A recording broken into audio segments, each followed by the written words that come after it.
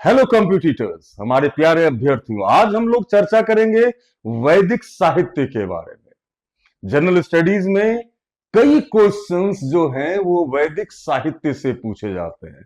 खासकर आर्य सभ्यता जानने से पहले वैदिक साहित्य को जानना बहुत ही जरूरी है। वैसे भी भारतीय संस्कृति में, भारतीय सभ्यता में वेद एक महत्वपूर्ण स्थान रखता है ना, जो कि वैदिक साहित्य का एक अंग है। तो आज हम लोग जानेंगे वैदिक साहित्य के बारे में, है ना। चलिए देखिए, वैदिक साहित्य जो है ना, वैदिक साहित्य वेद से वैदिक साहित्य की उत्पत्ति हुई है। वेद शब्द से, वेद, वेद का अर्थ होता है ज्ञान। ये विद धातु से वेद बना है। और वैदिक साहित्य में के चार भाग हैं। वैदिक साहित्य के चार भाग हैं। पहला वेद, जो सबसे पहले वेदों की रचना हुई। देन वैदिक साहित्य का दूसरा भाग है ब्राह्मण ग्रंथ, है ना। और वैदिक साहित्य का तीसरा भाग है आरण्यक। और चौथा भाग जो है वैदिक साहित्य का, वो है उपनिषद। उपनिषद। और चूंकि वैदिक साहित्य का उपनिषद अंतिम भाग माना जाता है, इसलिए उपनिषद को हम वेदांत भी कहते हैं। उपनिषद को हम वेदांत भी कहते हैं। वेदांत, वेदांत से तात्पर्य है वेद जोर अंत, जहां वैदिक साहित्य का अंत होता है। तो आप लोगों ने जाना कि वैदिक साहित्य के चार भाग हैं, वेद, ब्राह्मण, आरण्यक और उपनिषद। इसको इसी तरह से आप लोग याद रखेंगे, क्योंकि सबसे पहले वेद की रचना हुई, उसके बाद ब्राह्मण ग्रंथ की रचना हुई, उसके बाद आरण्यक की रचना हुई, और सबसे अंत में वैदिक साहित्य के अंतर्गत उपनिषदों की रचना हुई, है ना। हम लोग इन सारे सेक्शंस को जानेंगे और 2 वॉल्यूम में यह वीडियो आएगा। आज हम लोग पहले वॉल्यूम में वेद से संबंधित सभी तथ्यों से अवगत होंगे, है ना। अब बहुत ही इंटरेस्टिंग है और यहां से काफी प्रश्न पूछे जाने की संभावना भी तो रहती है। तो आइए हम लोग जाने वेद के बारे में, है ना, जो इस विश्व का सबसे प्राचीनतम रचना आप मान सकते हैं, है ना। तो चलिए, और खासकर इंडो यूरोपियन लैंग्वेज जो है ना, इंडो यूरोपियन लैंग्वेज की सबसे प्राचीनतम रचना जो है वो वेद है। तो अब हम लोग वेद के बारे में जाने। आइए हम लोग वेद के बारे में जाने। वेद, जैसा कि मैंने कहा कि वेद शब्द जो है वो विद धातु से बना है। विद, विद का अर्थ होता है ज्ञान। विद का अर्थ होता है ज्ञान, अर्थात ये ज्ञानवर्धक संहिता, अर्थात लिटरेचर, अर्थात साहित्य आप कह सकते हो वेद को। वेद की जो भाषा है ना, वेद की भाषा जो है वो वैदिक संस्कृत है। वैदिक संस्कृत है। और परंपरा के अनुसार जो वेद के संकलन करता थे वो वेद व्यास थे। वेद के संकलन करता वेद व्यास थे।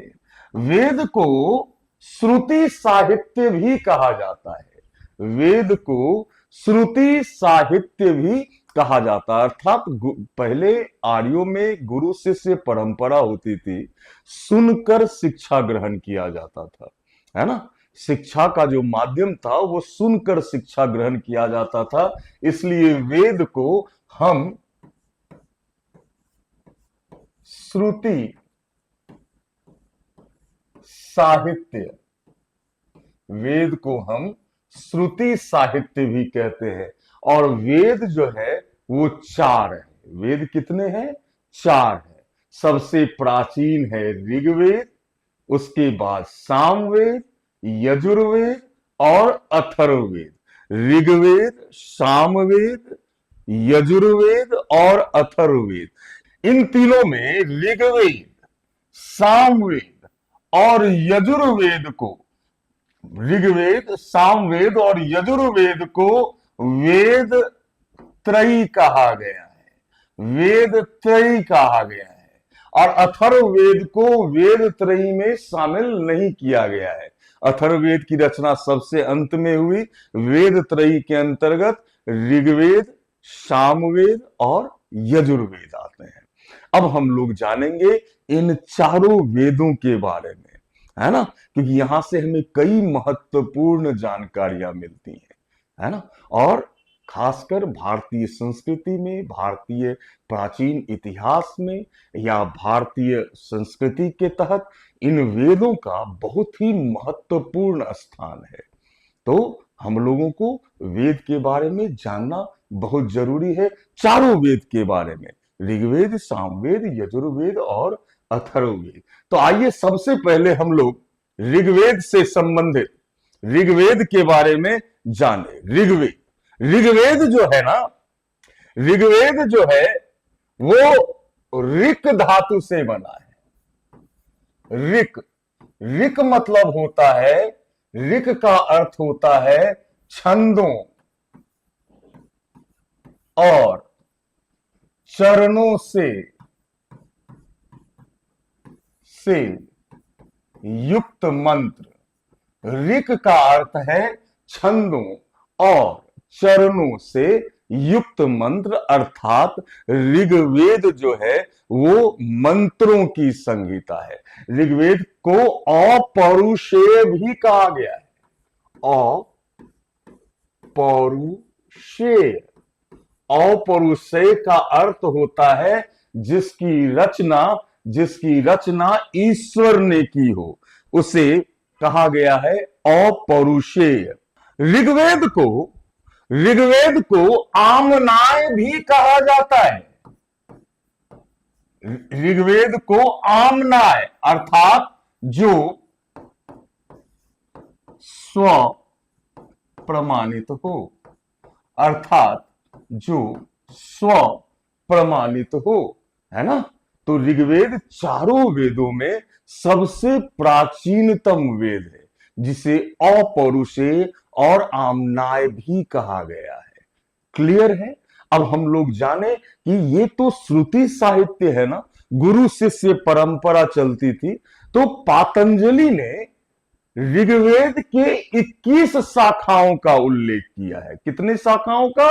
21, 21 शाखाओं का उल्लेख। शाखा से मतलब है वो गुरु शिष्य परंपरा जो चलती थी। कई गुरु होते थे, कई ऋषि होते थे, उनकी परंपरा चलती थी। गुरु अपने शिष्य को वेद का पाठ कराता था तो वो सीखता था, फिर वो अपने शिष्य को शिक्षा देता था वेदों की, है ना। तो लेकिन जो चलन में है 5 शाखाओं का चलन है।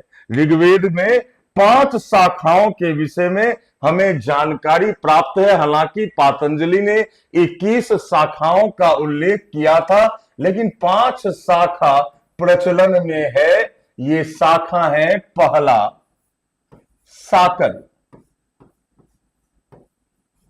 दूसरा वास्कल, तीसरा अश्वलायन,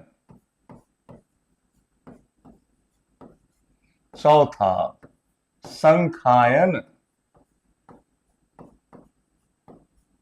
पांचवा मांडुक्य। यहां आपको यह जानना है कि जो शाखा आगे चलकर लिपिबद्ध की गई वो साकल ऋषि की परंपरा थी, साकल शाखा थी, है ना। इसलिए ऋग्वेद को साकल संहिता भी कहते हैं। ऋग्वेद को साकल संहिता भी कहा जाता है।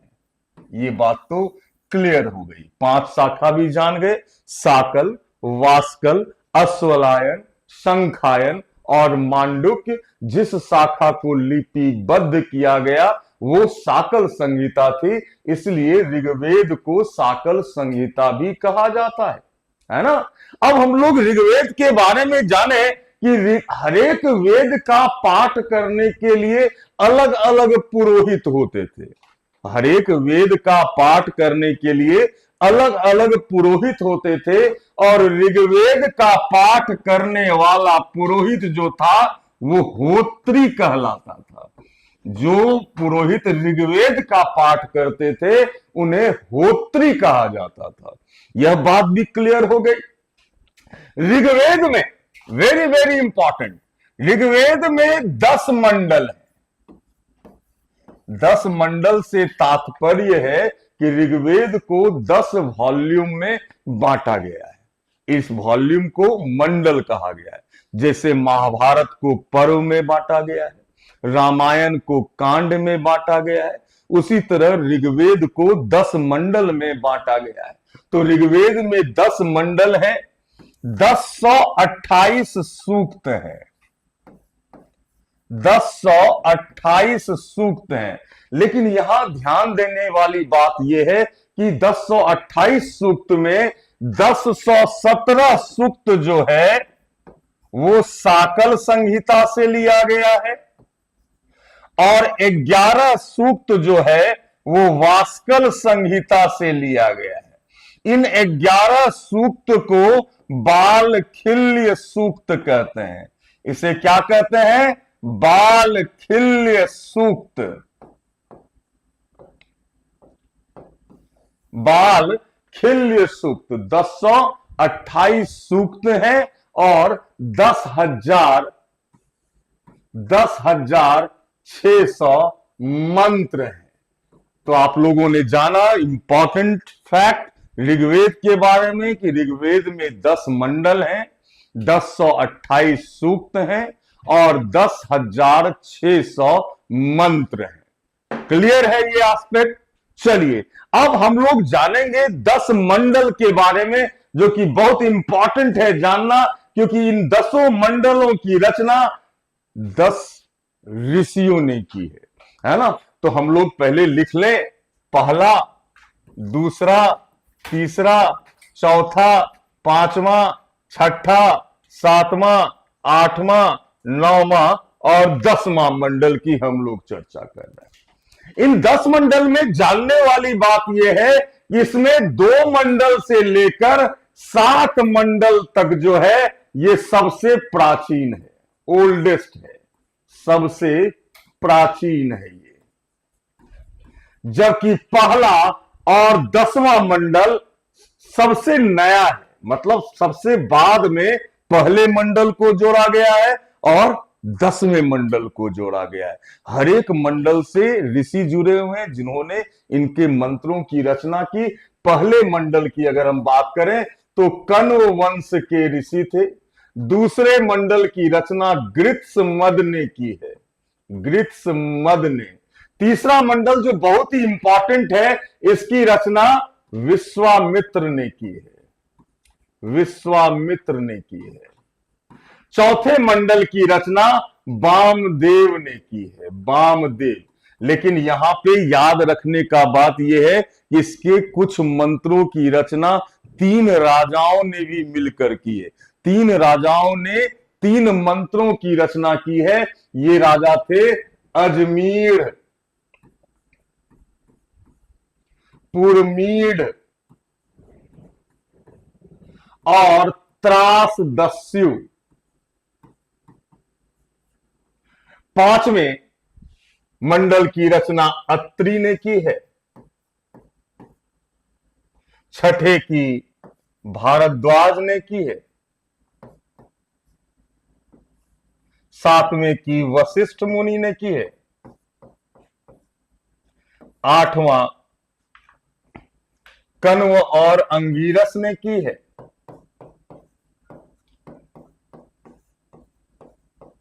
9वां मंडल जो है वो सोम देवता।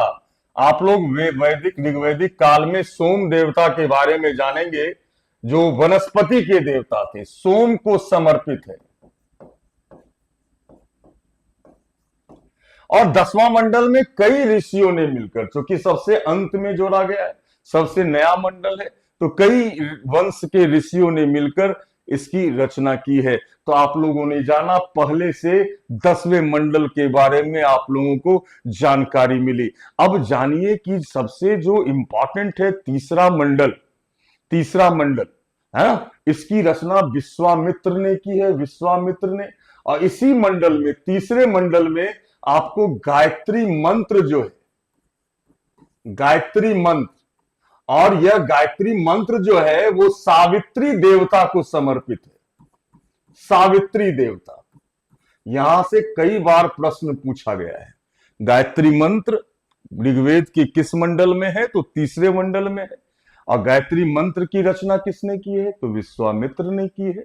गायत्री मंत्र ओम भूर्भुवस्वः तत्सवितुर्वरेण्यम भर्गो देवस्य धीमहि धियो यो नः प्रचोदयात्। यह मंत्र सावित्री देवता को समर्पित यह मंत्र है ना। और अस्तो मा सदगम्य, यह मंत्र भी ऋग्वेद से ही लिया गया है। अस्तो मा सदगम्य, यह मंत्र भी ऋग्वेद से लिया गया है। महामृत्युंजय मंत्र, महामृत्युंजय मंत्र जो है वो भी ऋग्वेद के, महामृत्युंजय मंत्र भी ऋग्वेद के 7वें मंडल से लिया गया है, 7वें मंडल से। इसी तरह पुरुरवा और उर्वशी की जो कथा है, पुरुरवा और उर्वशी की कथा, यह भी ऋग्वेद से ही लिया गया है। पुरुरवा और उर्वशी की कथा भी ऋग्वेद से ही लिया गया है। ऋग्वेद के वेरी वेरी इंपॉर्टेंट पॉइंट कि ऋग्वेद के कई मंत्रों की रचना जो है वो विदुषी महिलाओं ने की है ना। तो ये महिलाएं बहुत इंपॉर्टेंट है। सच्ची, पौलोमी,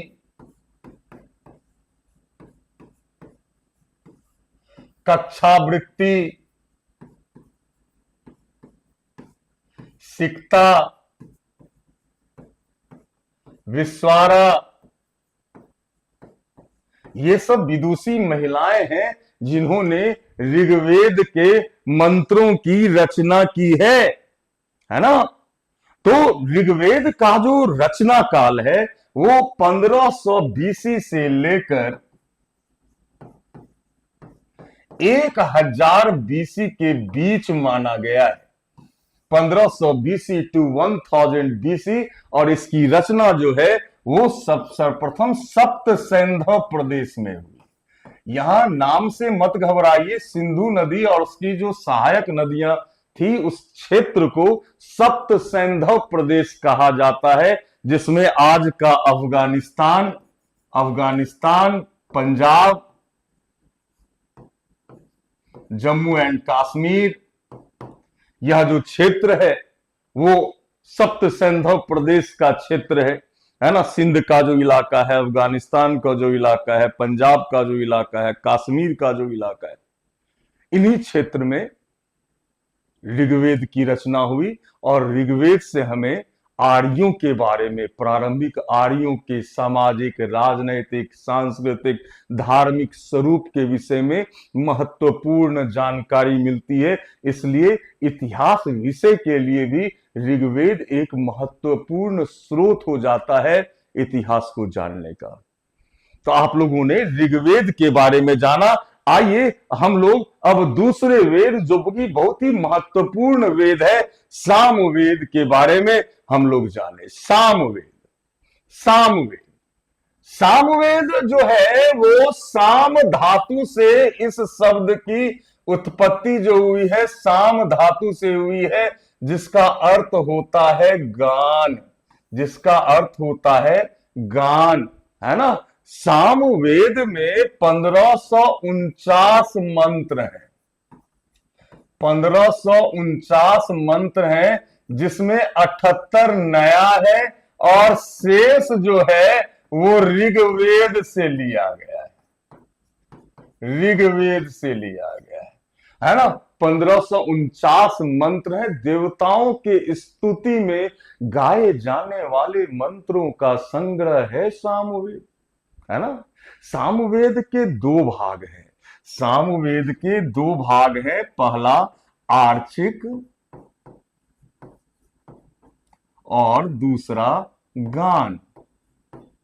आर्चिक और गान, ये दो भाग हैं सामवेद के, है ना। जैसा कि मैंने बताया कि यह जो वेद है देवताओं के स्तुति में गाए जाने वाले मंत्रों का संग्रह है। जिस तरह ऋग्वेद का पाठ करने वाला पुरोहित होत्री कहलाता था, उसी तरह सामवेद का पाठ करने वाला जो पुरोहित है वो उद्गाता कहलाता था। उद्गाता। भारतीय संगीत का, इंडियन क्लासिकल म्यूजिक का ओरिजिन, इसका मूल आप मान सकते हैं सामवेद को। इंडियन म्यूजिक का, भारतीय संगीत का यह मूल है। संगीत का उद्भव जो है, ओरिजिन जो है, वो सामवेद को ही माना जाता है ना। सामवेद की 3 शाखाएं प्रचलन में थी। शाखाएं, वेरी वेरी इंपॉर्टेंट। पहला कौथुमीय। कौथुमीय शाखा जो है ये गुजरात में प्रचलन में था। रानायनीय शाखा जो है ये महाराष्ट्र में प्रचलन में था। और जैमिनीय शाखा जो है ये कर्नाटक में प्रचलन में था। ये यहां से कई बार क्वेश्चन पूछे गए हैं कि कौथुमीय शाखा कहां प्रचलन में थी, तो कौथुमीय गुजरात में, रानायनीय महाराष्ट्र में और जैमिनीय कर्नाटक में।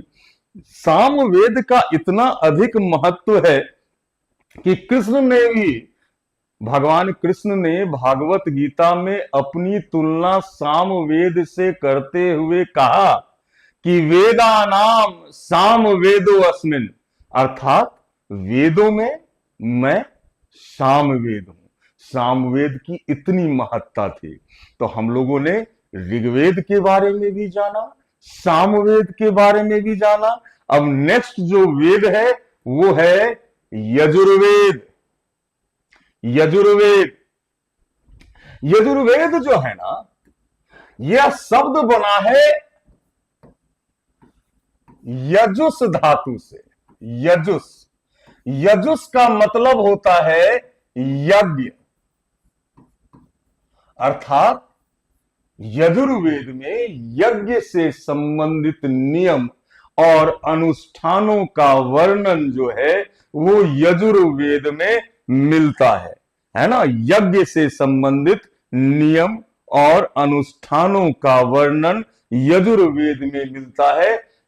चारों वेदों में यह एकमात्र वेद है जो गद्य और पद्य दोनों शैली में लिखा हुआ मिलता है। अर्थात ये स्टोरी टाइप में भी है और यह पोएट्री टाइप में भी है। मतलब मंत्र भी इसमें मिलेंगे और कहानी के तरह भी लिखा हुआ आपको मिलेगा। यह प्रश्न कई बार विभिन्न परीक्षाओं में जीएस में पूछा गया है कि चारों वेदों में कौन सा वेद जो है वो गद्य और पद्य दोनों शैली में लिखा गया है, तो आपका जवाब होगा यजुर्वेद। यजुर्वेद जो है इसके 2 भाग हैं, कृष्ण यजुर्वेद और शुक्ल यजुर्वेद। कृष्ण यजुर्वेद जो है वो गद्य और पद्य दोनों शैली में है और शुक्ल यजुर्वेद केवल गद्य शैली में है ना। तो यजुर्वेद के 2 भाग हो गए, कृष्ण यजुर्वेद और शुक्ल यजुर्वेद। और कृष्ण यजुर्वेद में तैत्तिरीय, कपिस्थल, तैत्तिरीय, कपिस्थल, काठक और मैत्रायणी। काठक और मैत्रायणी ये 4 भाग हैं कृष्ण यजुर्वेद के। कौन कौन? तैत्तिरीय, कपिस्थल, काठक और मैत्रायणी। और शुक्ल यजुर्वेद के हैं वाजसनेयी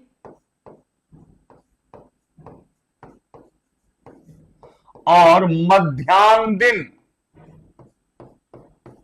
मध्याह्न दिन, है ना। तो यजुर्वेद के दो भाग हो गए, कृष्ण यजुर्वेद और शुक्ल यजुर्वेद। कृष्ण यजुर्वेद के जो भाग हैं तैत्तिरीय, कपिस्थल, काठक और मैत्रायणी, ये कृष्ण यजुर्वेद के भाग हैं। ये कृष्ण यजुर्वेद गद्य और पद्य दोनों शैली में लिखा गया है, और शुक्ल यजुर्वेद केवल पद्य शैली में लिखा गया है, जिसमें वाजसनेयी संहिता और मध्याह्न दिन ये जो है वो शुक्ल यजुर्वेद का भाग है। जिस तरह ऋग्वेद का पाठ करने वाला पुरोहित जो था वो होत्री कहलाता था, है ना। सामवेद का पाठ करने वाला पुरोहित उद्गाता कहलाता था, उसी तरह यजुर्वेद का पाठ करने वाला जो पुरोहित था वो अधर्व्यू कहलाता था। अधर्व्यू, इसको आप लोग नोट कर लें कि यजुर्वेद का पाठ करने वाला जो पुरोहित था वो अधर्व्यू कहलाता था। अब हम लोग जानेंगे चौथे वेद के बारे में। चौथा वेद है अथर्ववेद। अथर्ववेद, अथर्ववेद के प्रथम दृष्टा जो थे ना वो अथर्वा ऋषि थे, इसीलिए उनके नाम से, अथर्वा ऋषि के नाम से इस वेद का नाम अथर्ववेद पड़ा। लेकिन आगे चलकर इस परंपरा से अंगिरस ऋषि भी जुड़ गए, अंगिरस ऋषि, इसीलिए अथर्ववेद को अथर्वांगिरस भी कहते हैं, है ना। पूछ सकता है कि अथर्वांगिरस किस वेद को कहा जाता है, तो आपका जवाब होगा अथर्ववेद को। जिस तरह से ऋग्वेद के पाठ कराने वाले पुरोहित को होत्री कहते थे, सामवेद का पाठ करने वाला पुरोहित उद्गाता कहलाता था, यजुर्वेद का पाठ करने वाला पुरोहित अधर्व्यू कहलाता था, उसी तरह अथर्ववेद का पाठ करने वाला जो पुरोहित था वो ब्रह्मा कहलाता था, ब्रह्मा, है ना। इसलिए इस वेद को ब्रह्म वेद भी कहते हैं। अथर्ववेद को आचार विचार का, आचार विचार का विश्वकोश भी कहा जाता है। क्लियर है। क्योंकि जहां जो त्रयी में शामिल तीन वेद हैं, अर्थात ऋग्वेद, सामवेद, यजुर्वेद में पारलौकिक दुनिया के बारे में अधिक बातें कही गई हैं, वहीं अथर्ववेद का जो विषय है वो लौकिक विषय, लौकिक विषय, है ना। अथर्ववेद, अथर्ववेद में 731 सूक्त हैं। इसे 20 कांड में बांटा गया है। अथर्ववेद को 20 वॉल्यूम में बांटा गया है, ठीक है। और इसमें 5987 मंत्र हैं, जिसमें 1200 मंत्र जो है वो लिया गया है ऋग्वेद से। 1200 मंत्र इसमें ऋग्वेद से लिया गया है। क्लियर है। 731 सूक्त, 20 कांड, लौकिक विषय है, 5987 मंत्र हैं अथर्ववेद में, जिसमें 1200 मंत्र जो है वो लिया गया है ऋग्वेद से। इसके दो भाग हैं अथर्ववेद के, पहला सौनक और दूसरा Pippalad. Very very important, Shaunak और पिप्पलाद, इसके दो भाग हैं। अब मैंने जैसा कहा कि इसके विषय लौकिक होते थे, इसमें विश्वास, अंधविश्वास, अंधविश्वास की पहली बार चर्चा अथर्ववेद में ही हुई। राजकर्म, राजा का क्या ड्यूटी होना चाहिए, पाप, प्रायश्चित, सुंदर वर्षा,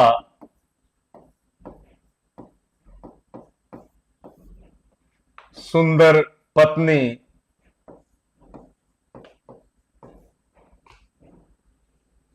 आयुर्वेद,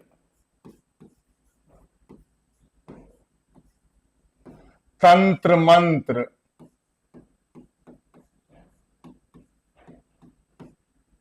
जादू टोना